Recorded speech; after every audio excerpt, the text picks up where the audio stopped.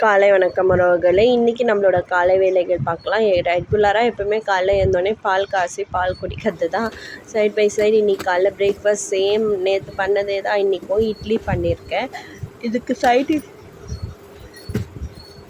Side dish என்ன பண்ணியிருக்கேன்னா, தொட்டுட்டு சாப்பிட முருங்கீரையில் சாம்பார் ரெடி பண்ணிகிட்டு இருக்கேன். இன்றைக்கி காலைல பிரேக்ஃபாஸ்ட்டுன்னு பார்த்திங்கன்னா இட்லி முருங்கீரை சாம்பார் தான் வச்சுருக்கேன்.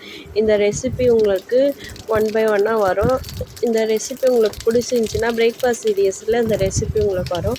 இந்த வீடியோ உங்களுக்கு பிடிச்சிருந்துச்சின்னா லைக் பண்ணுங்கள், ஷேர் பண்ணுங்கள், கமெண்ட் பண்ணுங்கள் மற்றும் சப்ஸ்கிரைப் பண்ணுங்கள். எதுவுமே பண்ணாலும் லைக் பண்ணிட்டு போங்க. மற்றவங்களுக்கு ரெக்கமெண்ட் ஆகும், மற்றவங்களுக்கு பிடிக்கும். ரொம்ப ஹெல்த்தி. வித்தின் ஒரு 10 மினிட்ஸ்லேயே இந்த சாம்பார் செஞ்சிடலாம். பருப்பு வேகிறதுக்கு தான் நம்மளுக்கு டைமிங். ஏன்னா ரொம்ப கொதிக்க வைக்க போதில்ல. முருங்கீரை போட்டு ஒரு 5 to 5 மினிட்ஸ் அவ்வளோதான். முருங்கீரை சாம்பார் ரெடி. ரொம்ப ஈஸி, ஹெல்த்தி.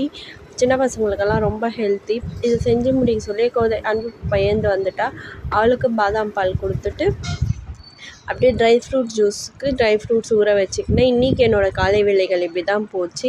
இந்த வீடியோ பிடிச்சிருந்தால் லைக் பண்ணுங்கள், ஷேர் பண்ணுங்கள், கமெண்ட் பண்ணுங்கள் மற்றும் சப்ஸ்கிரைப் பண்ணுங்கள்.